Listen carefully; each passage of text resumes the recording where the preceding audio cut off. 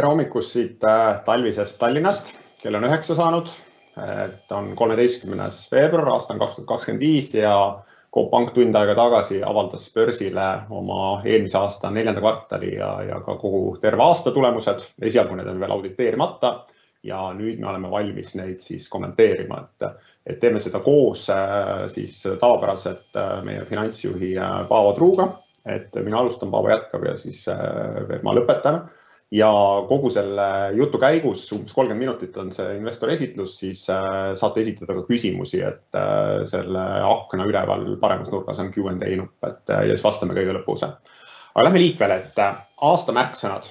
Et esimene asi kindlasti see, et lõpuks ometi nüüd on näha mingisuguseid positiivseid märke makromajanduses, et 22-23 kukkunud majandus või pidurdatud majandus, et kui baasintressi-määrad tõusid ja inimeste ostujõud kahanes, ettevõtete investeerimisjulgus ära kadus, et nüüd 24 oleme me intressitsükli teise äärde jõudnud, siis et kus pigem baasintressid langevad, inimeste reaalpalgad on viimastel kvartalitel kasvanud, et energiahinnad on stabiilsed, maksumuudatused on järgnevaks 3 aastaks paigas.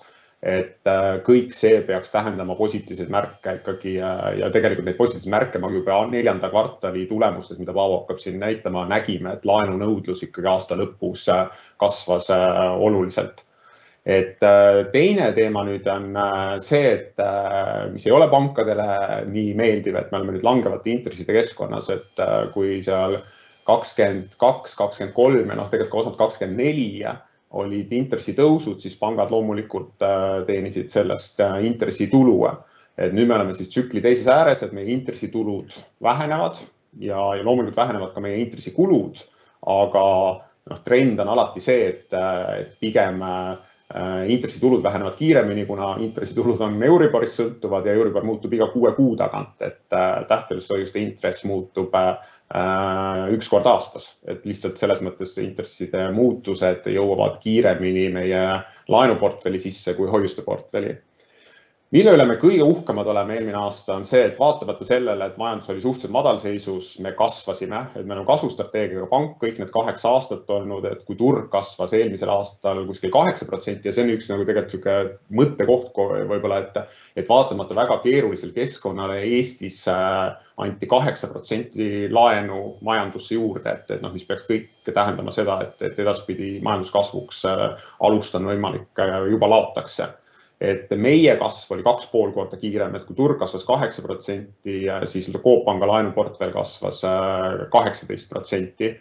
Ja see kasv tuli tegelikult siis kõigist äriliinidest, et läbi aasta tugevalt kodulaenus käis ralli, et nii konkurentide vahel kui uute klientide pärast, et autoliising samamoodi, mis veel tegi üle aasta lõpus siin väga suure spurdi siis automaksu eel, et ärilaenuga oli võib-olla siis seis teine, et ärilaenus aasta alguses on minema, aga aasta lõpus, kui ikkagi neid keskkonnas juba märke ettevõtjatele oli, et mis on positiivsed, siis hakati pühkima tolmu äriplaanidelt ja viimane kvartal tegi väga tugeva kasvu. Ja samamoodi klienti, et ärimahud ongi meil siis kliendid ja laenuportfell, et kliente tuli väga kenasti ja kliendid aktiveeruvad, et selle poolega väga rahule. Laenuportfelli kvaliteet püsib väga kõrge ja ma arvan, siin nüüd võiks joone alla tõmmata siis sellele, et tundub, et see majanduse languse faas on läbitud ja võib öelda tegelikult, et Eestis pankadel laenukahjumeid sellest majandustsükli languse hetkel ei tekkinud, et portfellid on olnud nii kvaliteetsed, kliendid on neid laene teenindanud, et pangad ei ole katnud või pankadel ei ole tekkinud laenukahjumeid viimase 3 aasta jooksul, Siis, ja nüüd natuke võib-olla meie jaoks spetsiifilisemad Coop Panga asjad, et me oleme väga rahul sellega, et me saime eelmine aasta pandikirjade litsentsi kätte. See tähendab, et me võime nüüd emiteerida pandikirju, see parandab oluliselt meie passiva struktuuri, et me saame passivasse stabiilse ressursi, see emissioon on plaanis korraldada siin lähikuudele. Teiseks, me saime siis süsteemselt oluliseks krediidiasutuseks, et Keskpank nimetas meid siis süsteemselt oluliseks krediidiasutuseks aasta lõpus.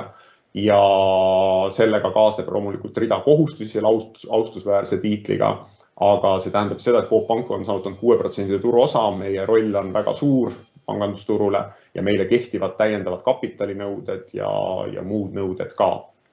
Siis Moody's, meie reitinguagentuur, kinnitas sügisel meie reitingu, aga muutis siis positiivseks väljavaate, et muidu oli väljavaate stabiilne, siis nüüd on väljavaate positiivne, mis tähendab siis, et ettepoole vaatavalt, kui kõik läheb nii nagu siiani, siis võiks tulla reitingu paranemine.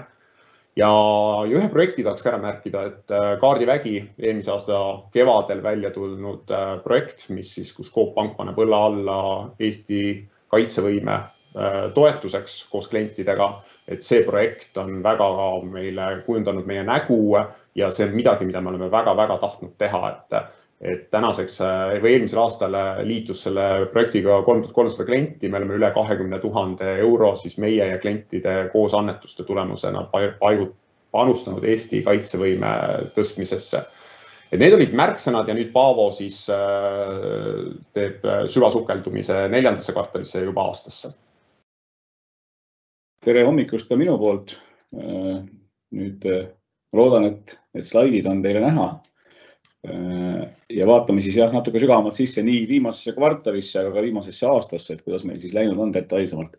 Et nagu Margus ütles, et aasta kokkuvõttes ja eriti viimane kvartal tegelikult, et seda iseloomustab jälle sõna kasv õnneks, et eks see tuleneb eelkõige sellest, et majandus on taastumas ja nõudlus erinevate toodete järele on seetõttu taastunud.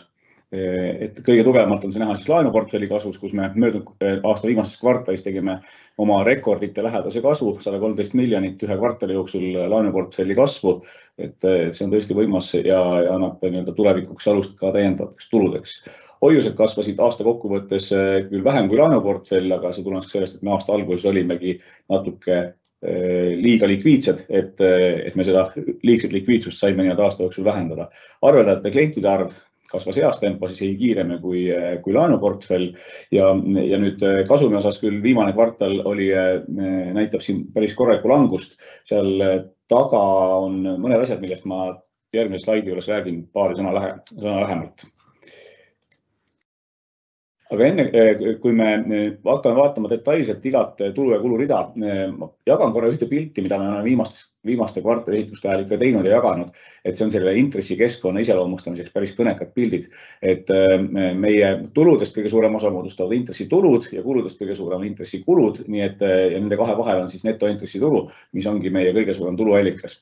Nii et need pildid siin meenutavad taaskord seda intressikeskkonna muutust, kus siin Euriboride tõusmise hetkel meie tulupool reageeris suhteliselt kiiresti, hoiuse ja rahastuskulu ei reageerinud nii kiiresti, mistõttu siis netointressitulu meil kasvas tol hetkel, et nüüd me oleme siis selle tsükli teises faasis.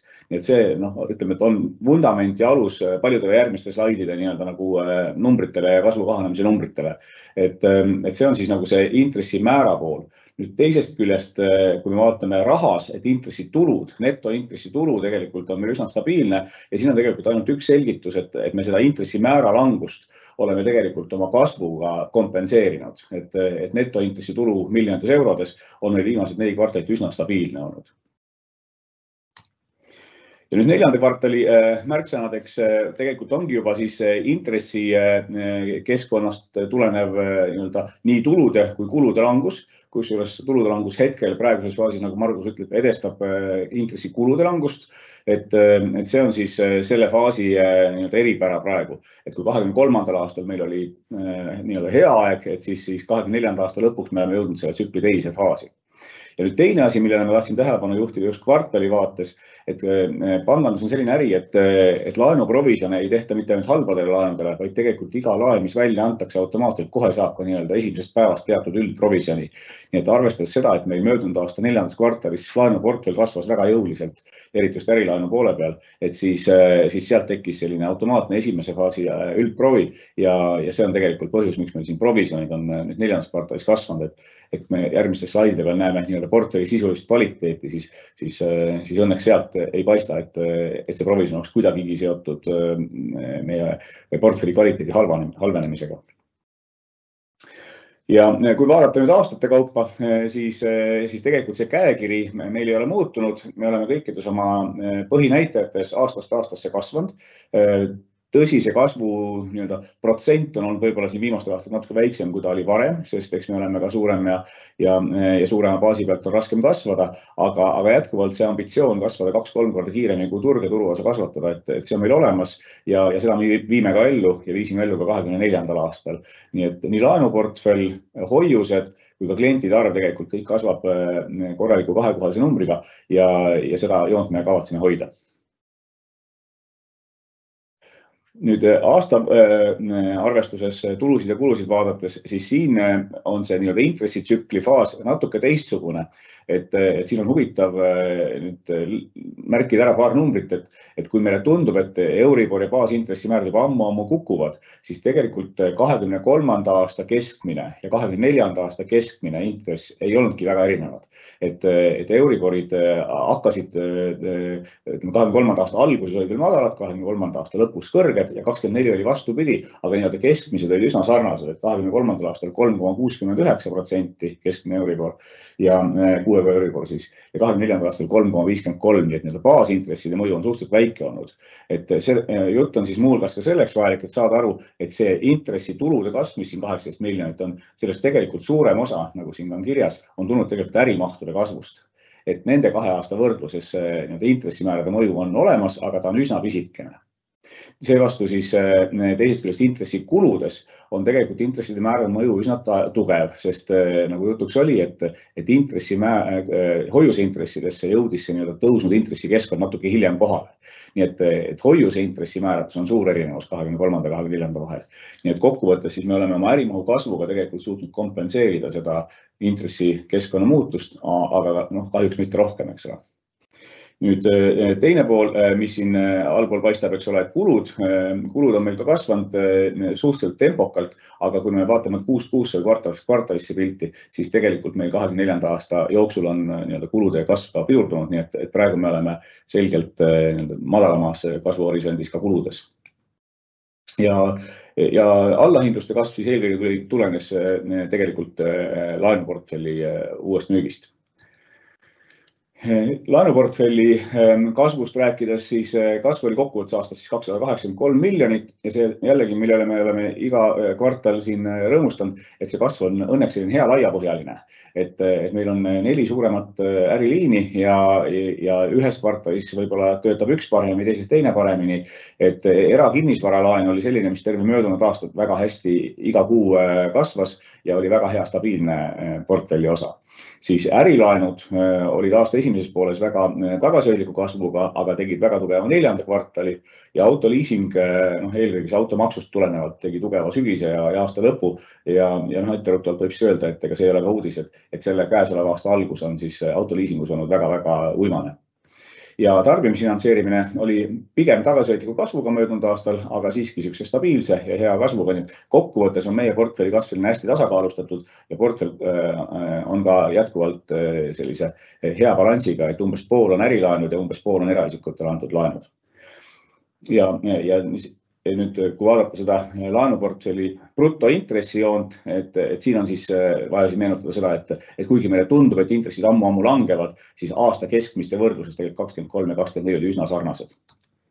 Ja see paistab ka siis nüüd äriliinide kaupa vaadates pildilt välja, et nendes äriliinides, kus meil on intressimäärad Euriborist sõltuvad, isegi tõesti 24. aastal intressimäärad kergelt olid kasvus, vaatamata see, et meil aasta lõpus Euriborid olid ära kukkunud, aga tarbimisfinantseeringus eelkõige konkurentsi ja turu olukorra tõttu, kus Euribori komponenti ei ole, et seal siis seda intressimäärasid juhib konkurentsiolukord ja seal me oleme aastast aastasse tegelikult liikunud ühest küljest odavamasse sektorist, teisest küljest ilmselt siis ka kvaliteetsema kliendisektorisse, mida näitab ka portfelli kvaliteedi suhtarvud.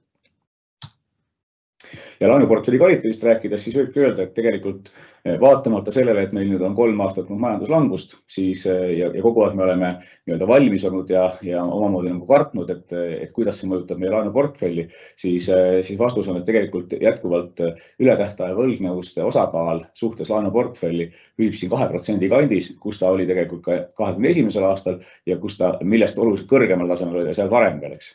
Et selles mõttes see 3 aastat majanduslangust ei ole tegelikult portfellile negatiivset mõju avaldanud. Ja krediidiriski kulumäär ka möödunud aastal siis meie ajaloolisest keskmisest isegi madalam, mille taga on siis muuhulgas ka see, et meil tegelikult varem olime nii-öelda selle majanduslanguse hirmus provisioneerinud võib-olla natuke julgemalt ja majanduslanguse möödudes mudelid vabastavad osasid provisjone. Kui me vaatame äriliinide kaupa, siis tegelikult see jutt mingis mõttes kehtib kõikide äriliinide kohta, et see kartus, et võib-olla portfelli kvaliteet saab pihta, see ei ole realiseerunud praktiliselt kuskil portfelli osades. Võib-olla ainukesena, mida võib natuke välja tuua, on siis kinnisvaralaenud, mis ajalooliselt on olnud ülimadala ületähtaegse võlgnevuse tasemel ja nüüd 2023. aastast alates tegelikult on ta siis läinud umbes 2% peale, see on siis võlgnevused loetud esimesest päevast ja sinna 2% kanti ta on jäänud ja seal nüüd nagu jätkuvat halvenemise trendi ei ole. Et pigem on seal nüüd ka nii-öelda jalad põhjas. Ja teistpidi, kui vaadata need roosad kriipsud kõikide tulpade kohal, on siis 90 ja rohkem päeva viivituses olnud laenude osa, et need on läbivalt üsna madalad kõikides äriliinides, et võib-olla kõige selgemalt isegi liisingus, kus seda roosat triipu pole nähagi. Ja võib-olla eraldi tõesti tarbimisfinantseeringu joonele võib tähelepanu juhtida, et kuigi meil on majanduslangus, siis tarbimisfinantseeringu kvaliteet tegelikult isegi on paranemas ja eks siin on palju mõjureid, muuhulgas ka see, et võib-olla me oleme natuke ettevaatlikumad ka täna nende laenude väljaandmisel. Hoiuseintressid seevastu ei ole 2024. aastal püsinud 2023. aasta tasemel, ehk siis, et siin on see mõju, et hoiused hinnastavad ümber natuke teise rütmiga ja hiljem nüüd selle praktika kohaselt, et hoiuse intressi kulu veel tõesti möödunud aastal kasvas päris korralikult ja seda mitte ainult hoiuse mahu, vaid ka hoiuse intressi määra tõttu. Ja mis on nüüd küll hea, on see, et meil on murdunud see trend, et meie tähtajaline hoius, mis on pigem kallis hoiused, et tema osakaal meil ju siin aastal 2022 ja 2023 kasvas hästi usinasti, siis nüüd on see jäänud püsima ja isegi asunud vähenema, et meie möödunud aasta hoiuse kasv tuli eelkõige nõudmise hoiuse realt, mis on oma loomult tegelikult panganduse äri jaoks nii-öelda nagu soodsam ja sobilikum. Klientide arvus jätkuvalt väga head trendid, eks siin on selle nimel ka kõvasti pingutatud ja eriti võib välja tuua siis 2 asjaolu, et aprillis 2024 liitus Coop Pank ja Coop Finants, nii et Coop Finantsi kliendid, kes varem olid justkui nagu võib-olla pangateenustest natuke kaugemal, eks neile tekkis nüüd võimalus ka pangateenuseid paremini pakkuda. Ja teine on siis meie päris edukas klientide kaasamise kampaania, mis toimus sügisel, et selle septembrist kuni jaanuari alguseni kestva kampaania käigus me saime päris kõvasti uusi kliente ja aktiivseid kliente, nii et need numbrid siin kajastavad seda tegevust. Ja kokkuvõttes siis turuosad tõusnud laenude osas 6,3%-ni ja hoiustuseks 6%-ni üle Eesti turu. Nii et turuosa võtmine meil jätkub selle koha pealt. Kapitaliga on seis tugev, et kapitali me lausa ühegi emissiooni vormis ei kaasanud aasta lõpus.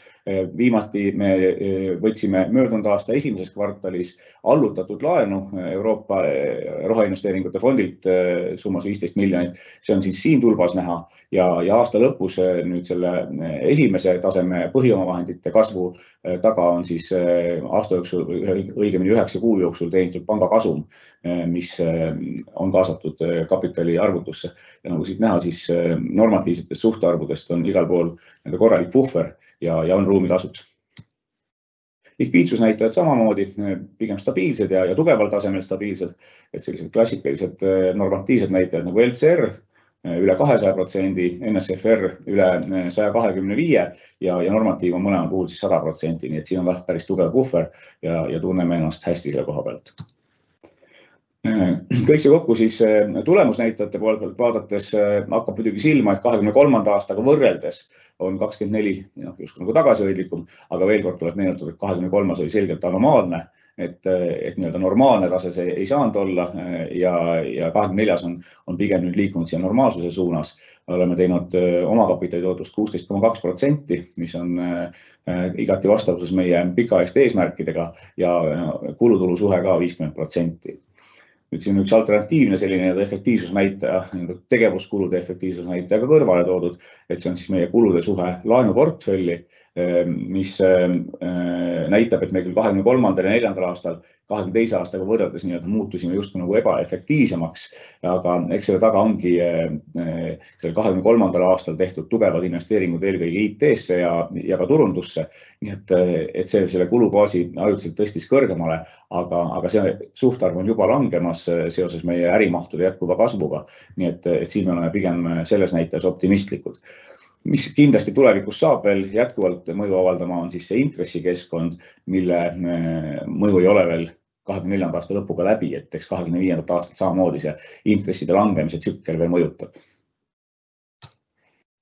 Ja nüüd veel kord tuleviku peale mõeldes, et kust meie uued kliendid peaks tulema ja kust see uus äri peaks tulema, et siis 2 korda aastas me viime läbi sellist uuringut klientide hulgas, potentsiaalsete klientide hulgas, et kas nad teavad Meiku panka ja kas nad eelistavad Meiku panka ja siin me oleme jätkuvalt tugeval kohal, et vaatamata oma suhteliselt pisikesele turuosale 6%, siis meid esimese valikuna pangasuhet alustades eelistab täna 11% juhuslikke inimesi tänavalt, mis näitab seda, et meil see tõmme nagu turuosa kasvuks on jätkuvalt olemas ja teise pangana veel lausa 34%, nii et me siin oleme nende kahe summaarses näitajas julgelt 3. kohal, mis kindlasti ongi selline baas ja magnet, mis meie turuosa võiks kasvatada tulevikus.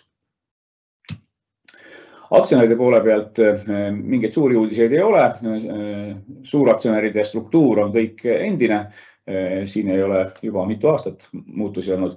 Nüüd aktsionäride arvus on toimunud väike langus, et eks see börsi selline passiivsus on vähendanud muuhulgas ka väikeaktsionäride huvi olla siin turul, aga see muutus tegelikult on üsna pisikene, et meie 35 900 aktsionäri jätkuvalt on väga suur väärtus meie jaoks ja me kindlasti oleme uhked selle üle, et neid jätkuvalt nii palju on. Aktsia käekäik ja hinnakõikumine muidugi ei ole aktsionäri rõõmustanud kahjuks. Jällegi eelkõige võiks vaadata turu likviidsuse ja aktiivsuse ja passiivsuse otsa, et tegelikult on turul aktiivsus väga väike. Et nüüd hea uudis on võib-olla see, et kes nüüd aktiivsemalt börsi jälgib, siis 25. aasta on natuke paremini ja rõõmsamalt alanud, aga möödunud aastal tõesti lõpetas hinnaga 1,96 meie aktsia ja see oli isegi alla raamatupidamisväärtuse, mis tegelikult ongi anomaalselt madal, nii et tänaseks on ta siis natukene üle raamatupidamisväärtuse tõusnud hind. Puhaskasumit aktsia kohta teenisime 31 senti möödunud aastal, nii et kui jätta see 23. aasta, mis oli selline anomaalselt hea aasta kõrvale, siis normaalsetest aastatest tugev rekord, et tegelikult fundamentaalselt aktsiatootlus on hea, et seetõttu siis natuke anomaalne, et see börs niimoodi reageerib. Ja aktsia hinna väärtuse suhe 6,3, tänase hinnaga siis võib-olla natuke kõrgem, aga jätkuvalt väga madal suhtarv. Kui kuidagi kokku võtta 24. aasta, siis eelkõige taas oli korralik kasvuaasta, 19% laenuportfelli kasvu, arveldavate klientide kasv isegi suurem, millele me oleme vaatad veel rohkem uhked ja selle juures siis korralik kasum 32,2 miljonit eurot, kulutulu suhe paigas, kapitalitootlus lubatud tasemel ja isegi üle selle, nii et kokkuvõttes oleme kindlasti väga rahul lõppenud aastaga. Annan nüüd Margusele sõna tagasi. Nii, et võib-olla ma las see slaid olla, et võib-olla ma veel ütlen ka oma poolt kokku, et ma ütlesin ka hommikul Äripäeva raadios, et ma arvan, et Coop on ka 24 aasta, et kõik, mis puudutab meie aktiva poolt, et meie brändi ja see, et kui tuntud see on ja kuidas kliendid meile tulevad ja laenu võtavad ja kohati kutsutakse meid ka juba suuremate laudade üle, kui me hetkel võimekust on, et ütleme, kõik see pool töötab nagu väga hästi, me teeme väga head äri, kasvame kiiremini kui turg, et selle selle mündi teine pool on siis meie passiva pool, kus on meil väljakutse, et täna me lihtsalt finantseerime seda ärikasvu väga kallite hoiustega, et kuna me tegutseme alles 8. aastat ja kliendid järjest vahetavad panka meie kasuks, aga ikkagi meil on 2/3 tähtajalised hoiused passivas, et teistel pankadel on ainult 1/3, siis nagu see väljakutse on seal, ja selle tõttu on meie joonealune täna mõnevõrra kehvem, aga ikkagi me lähtume sellest, et meil on kasvustrateegia, me peame kasvama, me kindlasti ei tee tehingut, mis lõhuks aktsionäride raha ja varandust siin, aga kui on vaja nagu eelistada, siis me eelistame kasvu ja oleme leppinud sellega, et mõningatel aastatel võivad olla need omakapitali tootlused väiksemad, sest aja jooksul me saame ka passiva korda ja siis muutuvad need tehingud, mis väljastamise hetkel võib-olla olid nõrgema roega, aga paremaks. Aga ettepoole vaatavalt siis, nii nagu me iga aasta oleme öelnud, et meil on siis 4 eesmärki, millest me kinni peame, et esiteks arveldavate klientide arv, nagu ma ka just ütlesin, siin on see väljakutse kõige suurem, et me oleme kuskil 100 000 juures, et 2 aastaga on vaja 50% seda kasvatada, aga me väga usume sellisesse lumepalli efekti, et ühel hetkel, kui see vahetus käima läheb, siis ta toimib, et siin aasta lõpus ka kampaaniaga saime juurde 6000 palgalaekumisega klienti, 4 kuud oli kampaania aasta lõpus ja selle tulemusena on Coop Pangal 6000 palgalaekumisega klienti juures.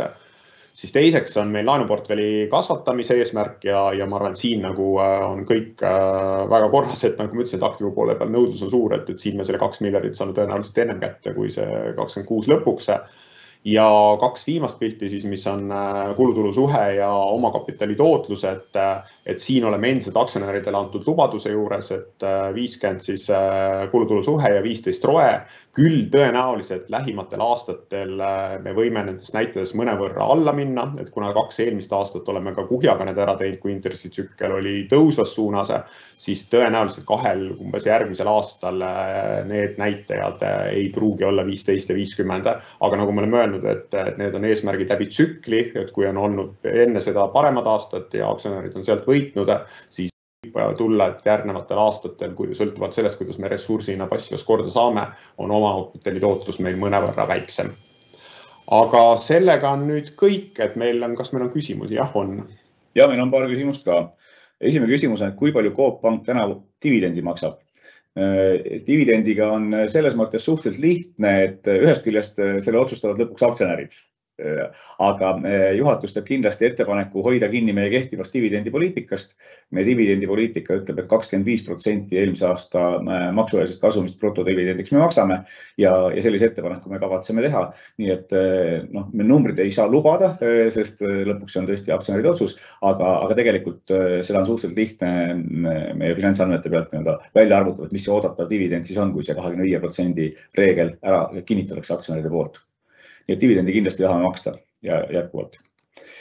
Nii, küsimus number 2. Millist kasvunurka sel aastal tulemas näete? Mis on laenuportfelli ja klientide arvu eesmärk? Et Margus siin tegelikult neid 26. aasta lõpu eesmärke tutvustas, et eks me sellel teel tegelikult liigume ja tõesti võib-olla väljakutse on suurem siin klientide poole peal, kuigi sellel 24. aastal meil kliendi kasv oli päris tugev, pikaajalisest trendist isegi nagu ees, et kui me samas tempos jätkame, siis tegelikult on nad täis ja nende graafikute järgi, mis siin on, võib siis nende 2 viimase tulva vahele mingi keskmise tulva joonistada, et eks me selles graafikus peame liikuma.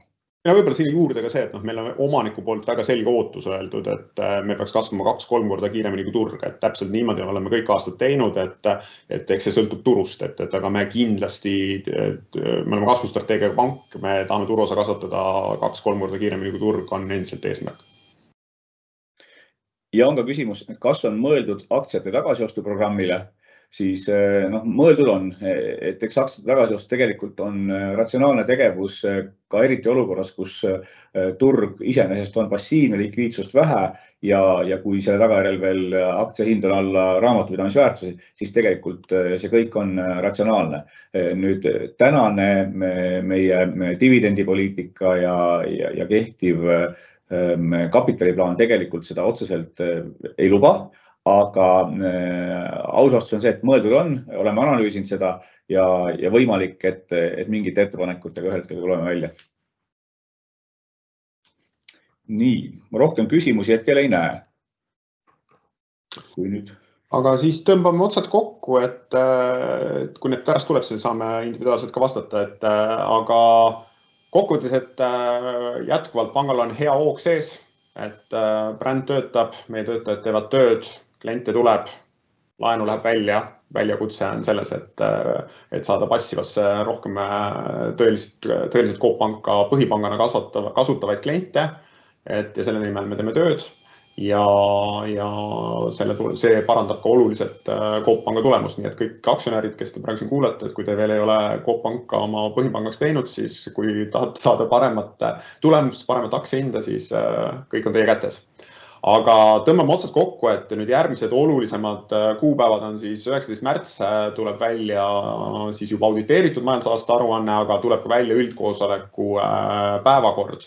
Ja sealt, kui ennem oli küsimus dividendi kohta, siis 19. märts on esimene koht siis, et kus tegelikult juhatuse nõukogu teevad üldkoosolekule siis juba numbrilise ettepaneku dividendi kohta, et see on oluline kuupäev, siis üldkoosolek ise 16. aprillil, et siis peaks dividendi otsused ja aastaaruande kinnitamine ära toimuma ja sealt edasi juba siis käimas on juba või läbi on juba pool esimest kvartalit kohe, et esimese kvartali tulemusi siis täpselt samas formaadis tutvustame 23. aprillile. Aga seniks siis kena talve jätku ja me teeme tööd ja kohtume uutel hetkedel. Aitäh teile! Ma omalt poolt ütlen ühe veel olulise kuupäeva. Homme hommikul me publitseerime, avaldame börsi kaudu oma jaanuari tulemused, nii et kellel huvi on, vaadake neid. Olge oote! Päeva!